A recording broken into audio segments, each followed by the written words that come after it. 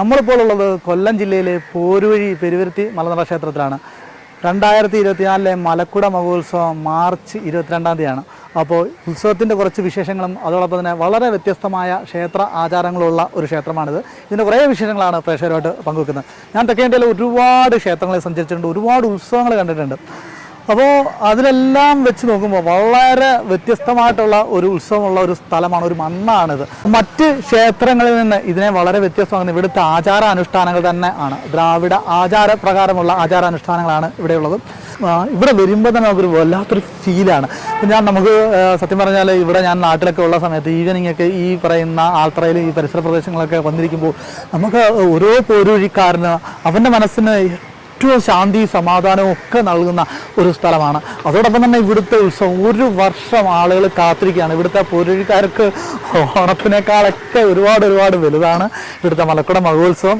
Festival of iron shoulders എന്നൊക്കെ പറയാം. അതായത് വലിയ കുതിരകളെ തോളിലേറ്റി മലകയറുന്ന ഒരു കാഴ്ച, അതൊരു മനോഹരമായ കാഴ്ചയാണ്.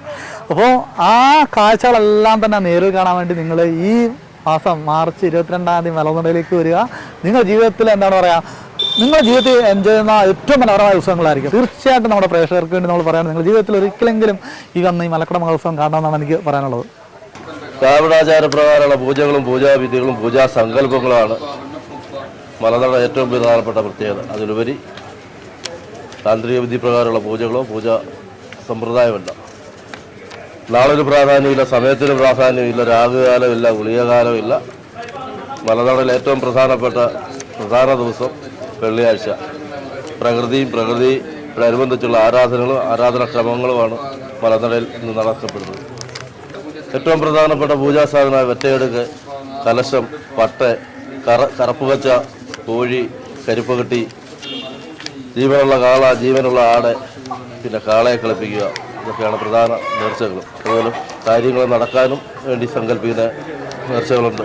കാര്യസിദ്ധി പൂജകളുണ്ട്, ഫലപൂജ, ഉദയാസ്തമന പൂജ, ക്ഷേത്രത്തിലെ മൊത്തവിളക്ക് സംവിധാനം, കാളയെ നടക്കി സമർപ്പിക്കുന്നത്, ആടിനെ നടക്കി സമർപ്പിക്കുന്നത്, മുഹൂർത്തി പൂജ, ഇതൊക്കെയാണ് പ്രധാന പൂജാവിധികൾ. മലക്കുടയുടെ ഉത്സവത്തിൻ്റെ ഒരുക്കങ്ങളെക്കുറിച്ച് നമ്മളോട് അടുത്തായിട്ട് സംസാരിക്കുന്ന മലനട ദേവസ്വം സെക്രട്ടറി രജനീഷാണ്. എന്തൊക്കെയാണ് ഒരുക്കങ്ങൾ, എത്രത്തോളമായി? ആളുകളൊക്കെ വളരെ എക്സൈറ്റഡ് ആണ്. അതിനെക്കുറിച്ചൊന്ന് പ്രശ്നമായിട്ട് നമ്മൾ മലക്കുട മഹോത്സവം മാർച്ച് 15 തീയതി കൊടിയേറി മാർച്ച് 22 തീയതിയാണ് സമാപിക്കുന്നത്. ഒരുക്കങ്ങളൊക്കെ എത്രത്തോളമാണ്? ഒരുക്കങ്ങൾ ഏകദേശം 90% ഒരുക്കങ്ങളെല്ലാം പൂർത്തിയായി. ബാക്കിയുള്ള സ്റ്റേജ്, ബാക്കിയുള്ള കാര്യങ്ങളെല്ലാം സംഭവങ്ങൾ നടന്നുകൊണ്ടിരിക്കുന്നു. പിന്നെ വലിയൊരു പ്രോഗ്രാം നമ്മൾ ലാസ്റ്റ് ദിവസം തന്നെ അറേഞ്ച് ചെയ്തിട്ടുണ്ട്. അതിനകത്ത് മെയിനായിട്ട് സ്റ്റീഫൻ ദേവസി, ഹരിശങ്കർ. അതൊരു 6 മണിക്കൂർ, ഏകദേശം 6 മണിക്കൂർ മെഗാ ഷോ ആയിട്ടാണ്. 10 മണിക്ക് സ്റ്റാർട്ട് ചെയ്ത് ഏകദേശം ഒരു 3 മണി ഇതിനിടയ്ക്ക് നമുക്കൊരു പിന്നെ ഒരു പൂജ ഉണ്ട് മെയിനായിട്ടുള്ള വൈക്കരി പൂജ 12 മണി. അപ്പോൾ ആ പൂജയ്ക്ക് വേണ്ടി നമ്മൾ കുറച്ച് നേരം പ്രോഗ്രാം ഇവിടെ സ്റ്റോപ്പ് ചെയ്യും. വേറെ ഉത്സവത്തിന്റെ തിരക്കും കാര്യങ്ങളൊക്കെ അന്നേരത്തേക്ക് കഴിയത്തുള്ളൂ.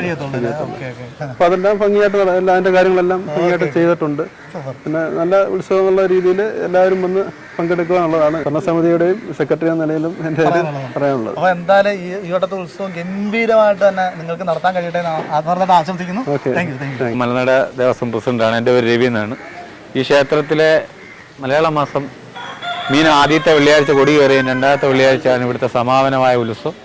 ഈ ഉത്സവത്തിൻ്റെ പ്രത്യേകത എന്ന് പറഞ്ഞു കഴിഞ്ഞാൽ 3 മണിയോടുകൂടി ഭഗവതി എഴുന്നള്ളത്ത് കുഴുക്കശ്ശേരിയിൽ നിന്ന് വന്ന് ഇതിനുശേഷം കർത്താശ്ശേരി കൊട്ടാരത്തിൽ നിന്ന് കച്ച കെട്ടി ഊരാളി മലനട വരെ, മലനടയിൽ നിന്ന് മുരോ കണ്ടെത്തി പോയി ഈ കെട്ടുപടികളുമായിട്ട് കൊണ്ടുവരാൻ വേണ്ടിയാണ് പോകുന്നത്. കെട്ടുപടികളെ കൊണ്ടുവന്ന് ഊരാളി മലനടയിൽ നിന്ന് ബന്ധപ്പെട്ട് വയലിലോട്ട് ഇറങ്ങുമ്പോൾ ഊരാളിക്ക് സപ്പോർട്ട് ചെയ്തിരിക്കുന്ന 2 ദേവന്മാരാണ്.